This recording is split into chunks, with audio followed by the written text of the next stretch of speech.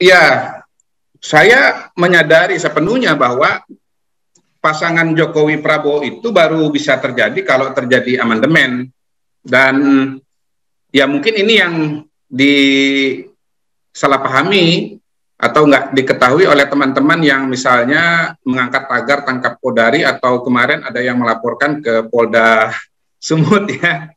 Jadi saya menyampaikan itu dengan menyampaikan gagasan Jokowi Prabowo itu dengan sepenuh kesadaran bahwa itu harus dengan amandemen, dan harus dengan amandemen itu hanya bisa dilakukan kalau dilakukan oleh partai politik ya yang di DPR dan teman-teman anggota DPD begitu. Dan pencalonan itu sendiri sebetulnya kan baru bisa terjadi kalau partai politiknya dukung.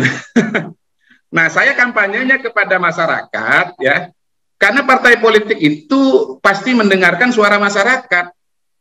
Saya nggak dakwahnya itu nggak ke partai politik gitu. Yang menjadi tuan atau bos dari masyarakat itu adalah masyarakat gitu. Terus terang saya ini ilhamnya saudara saya Muni itu gitu loh. Ketika tahun 2013 beliau itu mendirikan Projo. Beliau kan merasa bahwa yang potensial atau tepat menjadi calon presiden adalah Jokowi.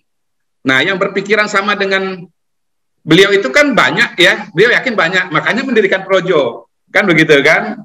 Nah, itu kan sempat dimarahin oleh, kalau nggak salah Mas Cahyo, waktu itu kan sekjen di PDI Perjuangan.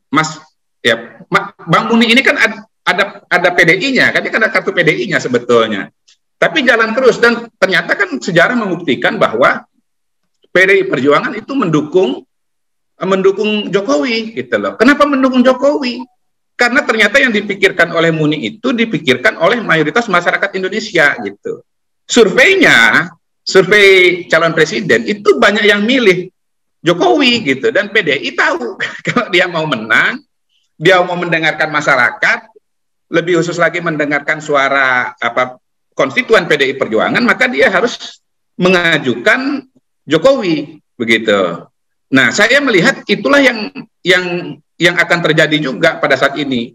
Kalau Projo itu relawan periode pertama, maka Jokpro itu relawan periode ketiga gitu. Jadi jangan heran kalau Projo nggak ngomong, memang dia itu relawan periode pertama gitu.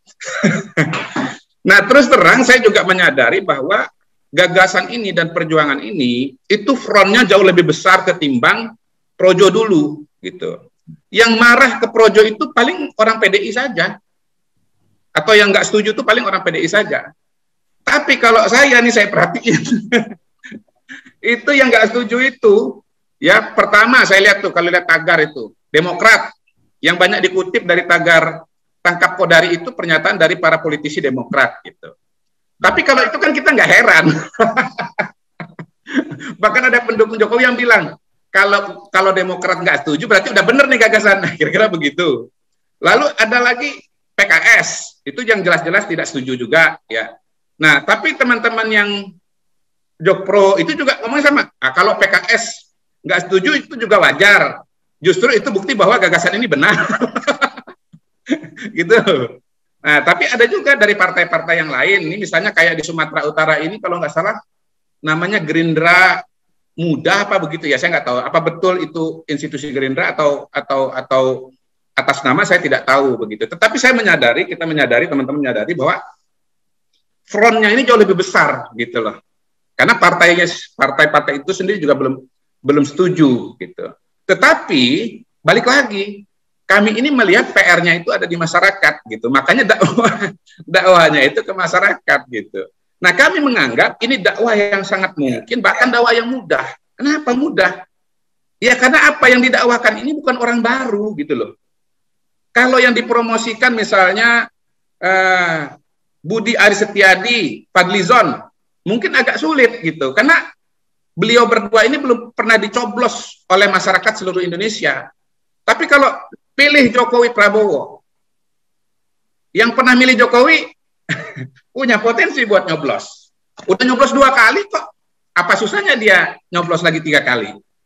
Yang pernah milih Pak Prabowo, kayak gitu juga, udah 2 kali nyoblos Pak Prabowo. Kalau sekarang nyoblos Pak Prabowo lagi, menurut saya nggak susah gitu loh. Kemudian Pak Jokowi, tingkat kepuasannya kemarin survei SMRC itu 76%, begitu. Nah, kalau kepuasannya itu di bawah 50%, pasti susah.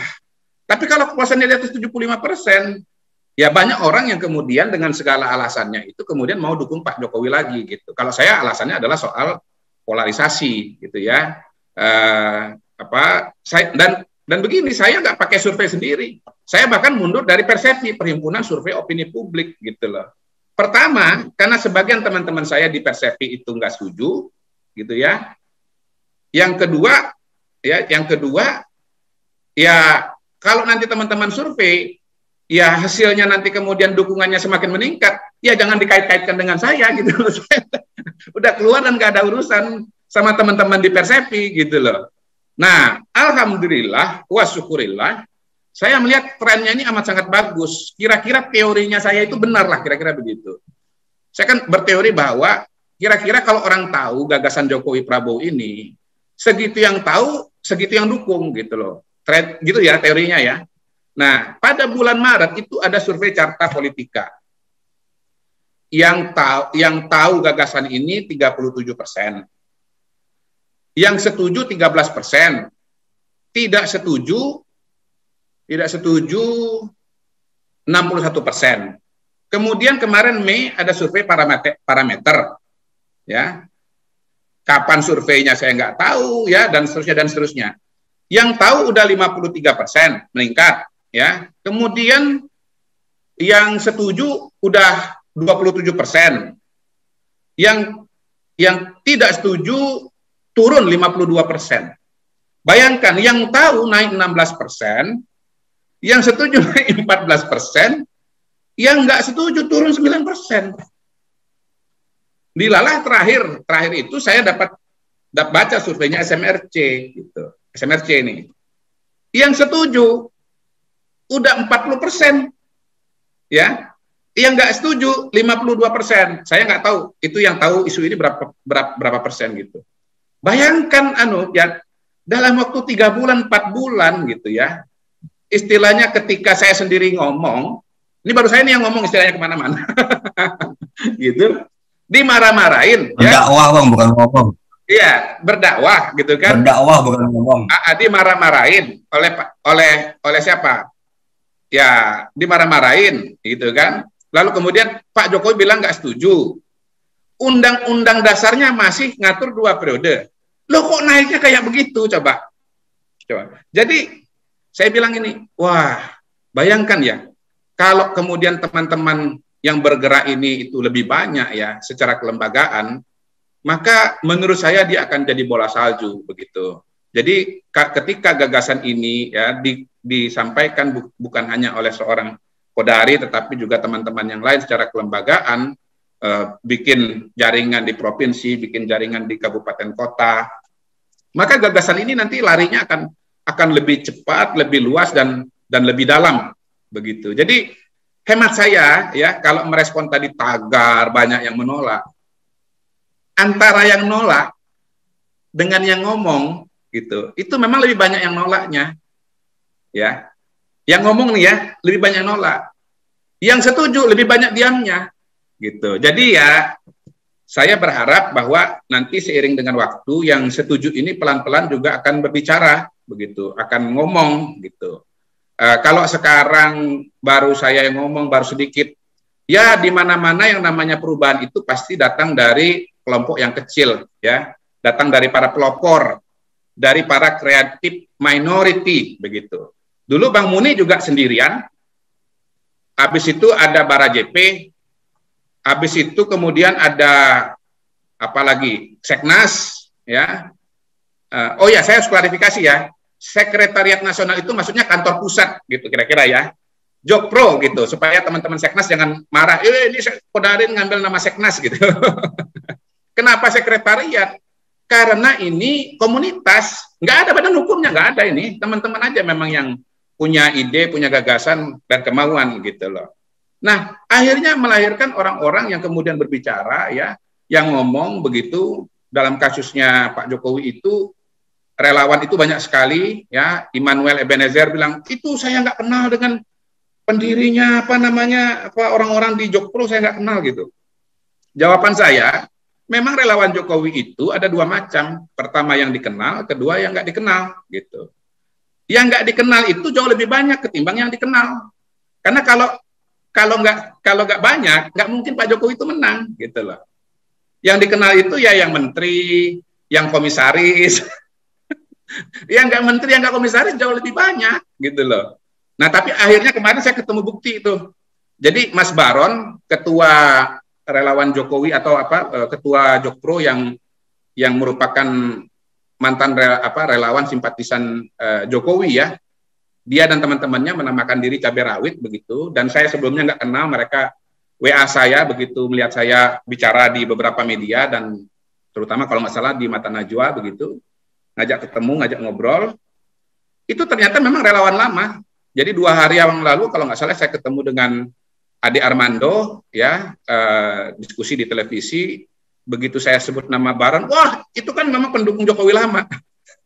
Jadi saya bilang sama Mas Baron, akhirnya ada juga tuh relawannya atau pendukungnya Pak Jokowi itu yang kenal sama Mas gitu. Dan sekarang ya teman-teman itu ya saya suruh banyak bicara gitu, supaya geser ya statusnya menjadi relawan Jokowi yang dikenal juga gitu loh. Dari tidak dikenal menjadi dikenal gitu. Ya, ada juga tuh siapa namanya tuh, ada influencer gitu bilang, saya nggak kenal tuh Kodari tuh relawan Jokowi gitu. Memang saya ini relawan Persatuan Indonesia.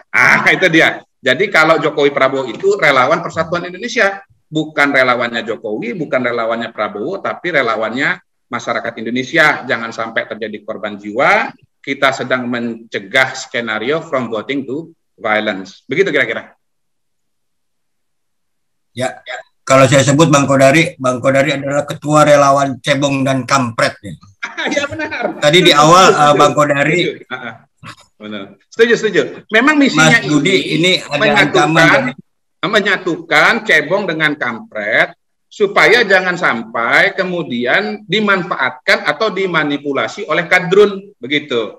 Jadi kadrun kita keluarkan, kita usir jauh-jauh ya. Cebong dan kampret mari bergabung, bersahabat ya, kompak ya, Persatuan Indonesia, makanya salam 3 jari gitu ya. Ini kenapa begini? Ini 1 tambah 2, 2 tambah 1, jadinya 3. Dan ini sila ketiga, yaitu Persatuan Indonesia.